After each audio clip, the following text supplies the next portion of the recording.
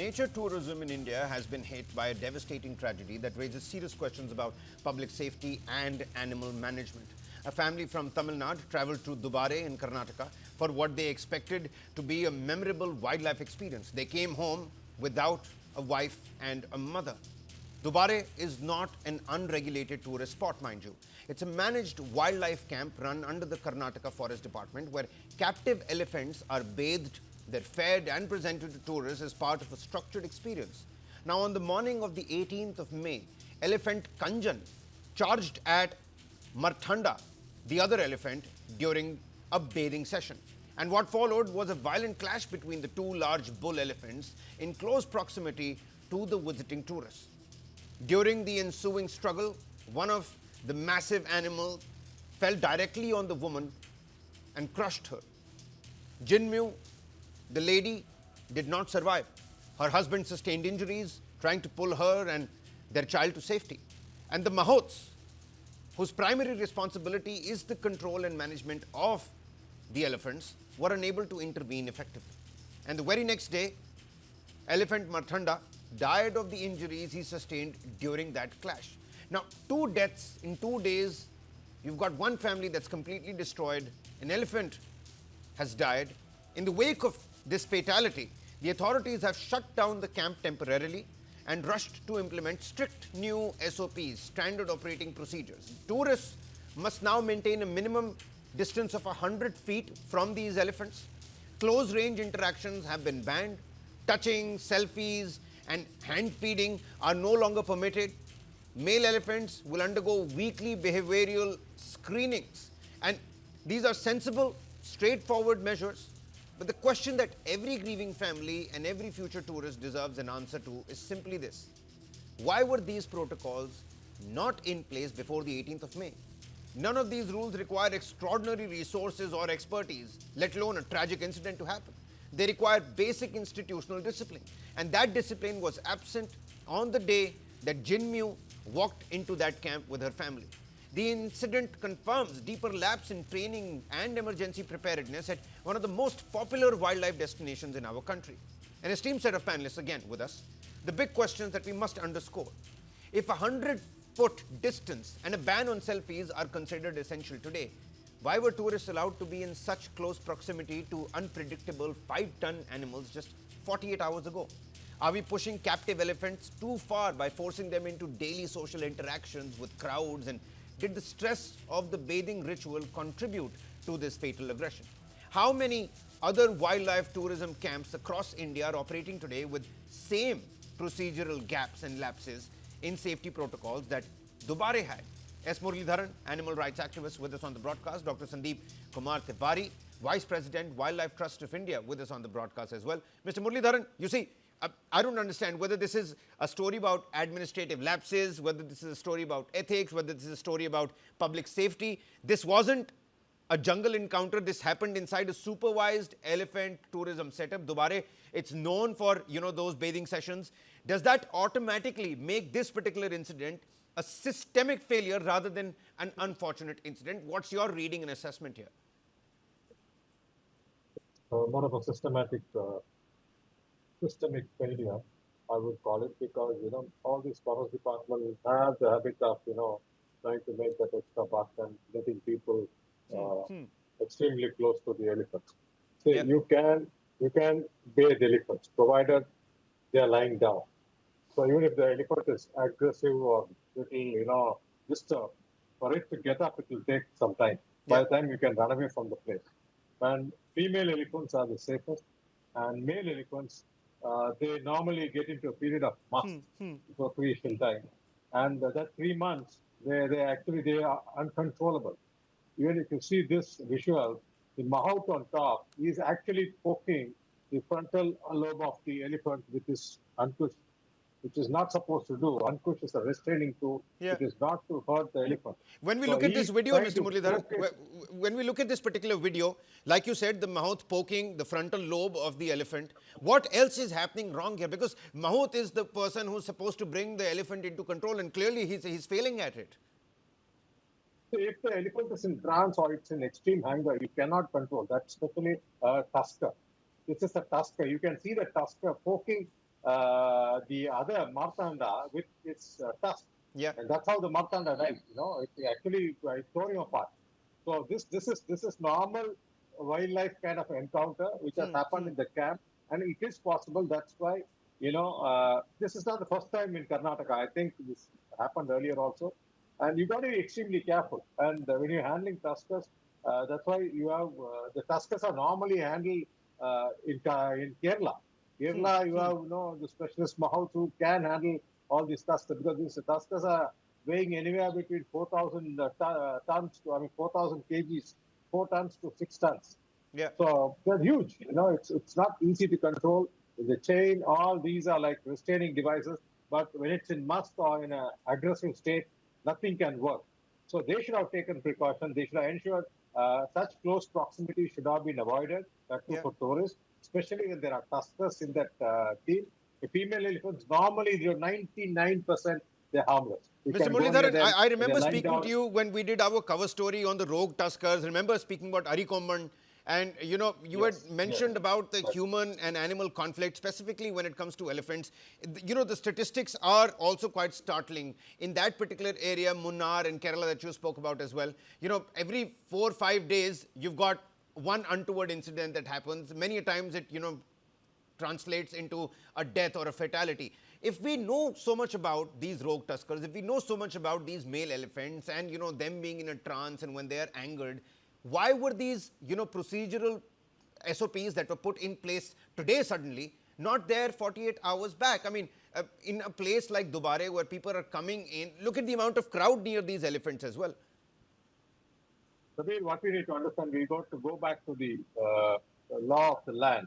The 1972 Wildlife Protection Act talks only about Schedule 1 elephants, and it speaks only about wild elephants. Now, what happened over a period, all these animal rights activists, in their enthusiasm to do away with the domesticated or the elephants, private elephants, they played mischief with that rule. Today, the domestic elephant is classified, as a wild elephant. That's first mistake. It cannot be a Schedule 1 because these, in the earlier times, I'm talking about 1880 when we had the original Forest Conservation Act, they were classified as cattle. When you say cattle, they're domesticated, they're supposed to be with humans. So today what has happened is they have mixed up all these, and today we don't have a proper definition for a domesticated elephant. There should be a set of separate rules. They don't, even though they have something called the captive elephant maintenance and management rules. Again, that's it is actually infiltrated by NGOs like PETA, supported by Maneka Gandhi, who are half-baked knowledge, people with half-baked knowledge who have got into this and messed it up. The gentleman in the panel, WTI, he'll be able to tell you better because these people... Let's go across to them. The perfect segue to bring in Dr. Sandeep. Dr. Sandeep, you see, your assessment as well, 2 adult bull elephants clashing in full public proximity. Tourists, should they have been allowed that close during a bathing session? And why I'm asking you this is because India's wildlife tourism, it's great. It's something that we should be proud of. But it's increasingly promoting these tactile experiences like feeding jaggery, feeding sugarcane. You can touch them, you can click selfies, you can bathe with the elephants. Have we commercialized proximity with these elephants, these large, wise creatures, beyond the safety limits? I think you've touched upon the main issue is commercialization of tourists and the way the elephants are. I mean, you have to understand one basic thing, that they are wild animals and we have brought into captivity. They are not domestic animals. So the wild instinct is even there, even if you bring them into captivity. And there should have been precautions of keeping animal and human at bay, at least some distance, so that in such cases when such actions happen, you have some chances of taking care. And in this case, particularly look at Kanchan, which was a tusker, and the other Martanda probably was a Makna.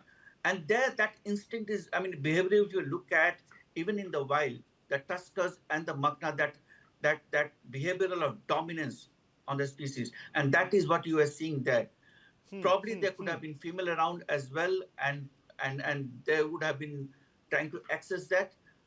One of them could have stopped it or something like that would have happened. And that's the reason this entire dominance behavior of this elephant that you see has resulted in.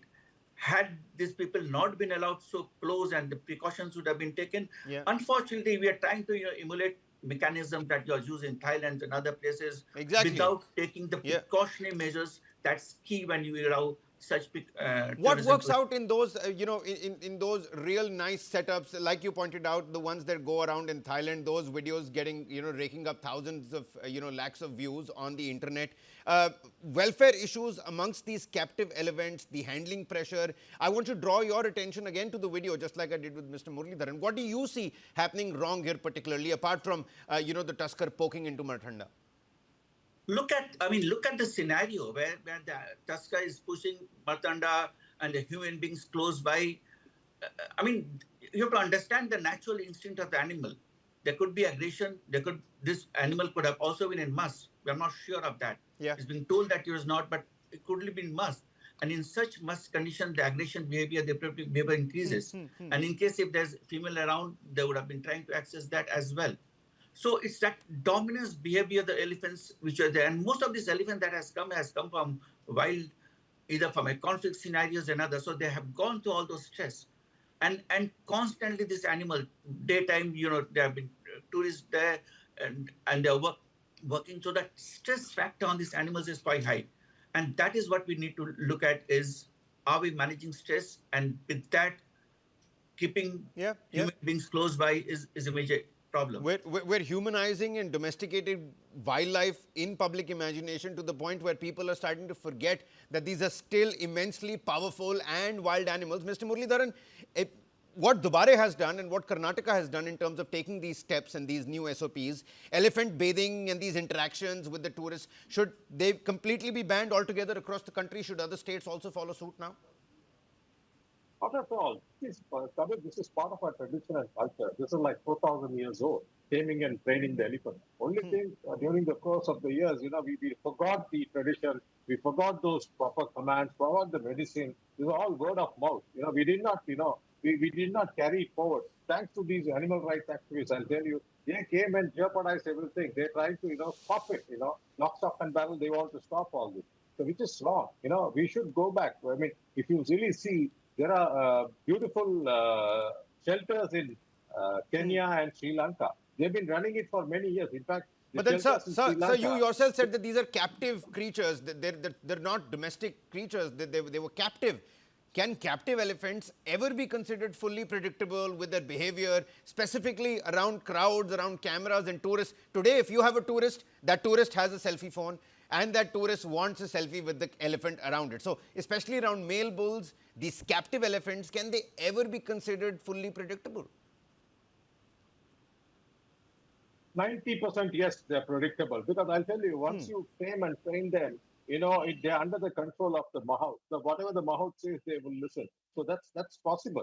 But this is what is happening in Sri Lanka, say Pinavela Park, etc. They have a huge herd of elephants, something like 50, 60. They all go together, have bath, and people can go enjoy them and come back, and they bring them back. None of them is chained or whatever. But most of them are like female elephants. Tuskers are very few, and they are always controlled and close proximity, and the Mahouts take care. You go to Thailand also, you hardly see tuskers, being used in tourism, etc. Because they have the tendency, when they're in mutts, it's competition. They will go for the kill. So you have to be careful. But this is where the problem is, unnecessarily you'll have the interference of the animal rights activists coming and trying to teach us what they don't know. So these are things which you should leave it to the specialists, like the specialist Mahout, the specialist veterinarian. There are senior people in this field who are not given prominence because of, see, I'll tell you, the classic example is Jallikattu. When PETA, who doesn't even know anything about dogs, they can try to come and teach us about, the Desi bulls. I'm not talking about Holstein, Friesian or Jersey, which are, foreign breed. They try to get into that, they make a mess out of it. So if they stay out, these elephants can be, see, I can tell you, in Tamil Nadu, in many temples have elephants. Yeah. Okay. One or two stray incidents, might come up once in a while. Same happens in Kerala, same happens in Karnataka as well. Look at the Mysuru Dasara celebrations. The elder one of these elephants was at least 3 times he was part of the Mysuru Dasara celebrations. So when they're in must, they should not bring them. If it's for a senior Mahout, he'll know the elephant better than anybody else. See, we keep saying that it's the Mahout and the elephant relationship. We say it's one life and two separate bodies, one soul and two separate bodies. They're united like that. So the senior Mahout will know, when this elephant will behave rogue, etc. And there are a lot of science into it. And these people, I mean, it comes by experience, etc. You should consult them before you do anything like this.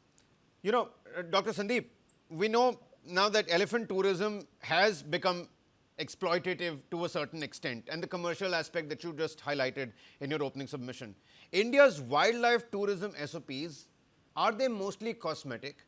And whilst you're at it, sir, to the layman out there who might be visiting one of these elephant sanctuaries or, Dubare as well, what are some warning signs that must not be ignored when you're in near proximity to an elephant? See, before I just answer this question, I'd also like to touch upon one major issue. Okay. Is the Mahouts and the training to Mahouts. Slowly, the culture of Mahouts and the training that they're supposed to be getting, that is not there. That entire tradition which was earlier there, that is slowly fading up. And now with commercialization and other aspects coming into that, that is majorly getting impacted. So one of the major things that I see here also is the training to Mahouts. We need to have trained Mahouts if we want to have elephants in captivity. And keeping a culture and ethos there, you cannot really separate. So that is one thing that we really need to look at. Second aspect is, yes, you are right, that the SOPs that needs to be there for wildlife tourism, they need to be strengthened. Although in the wild condition, most of them are really good, provided they are being implemented the way they are there. But in captive condition, when such scenarios happen, where you allow the human being to come so close to animal and touching them, as Mr. Mulidan said, they are wild animals, and especially with the males around, you cannot take a chance. Yep. So that thing needs to be really taken into consideration when you have males around in the camps. They need to be kept separately from the human beings, and the people should not be allowed to come too close to them. Keep in mind the aggressive behavior. I mean, elephants with so much stress because of various reasons, it's difficult to understand. But then there you get certain postures, certain signals from them in terms of the ear or the ringing sound that comes in when they are a little stressed. Those things needs to be kept in mind. If suddenly you can't see the change, those things you will be able to see the elephants. Either the rumbling sound or the ear flapping, those things needs to be kept in mind when you are around elephants. And you'll be able to at least have some predictions. Still, difficult to predict when they're going to charge you. Well, so essentially, it's easier said than done, and those little telltale signs, we all need to educate ourselves when we're in close proximity to these wise and wild beasts. In the end, this is not just about animal instinct. Many thanks, Mr. Muralidharan. Many thanks, Dr. Sandeep, for bringing us up to speed with your insightful inputs on this.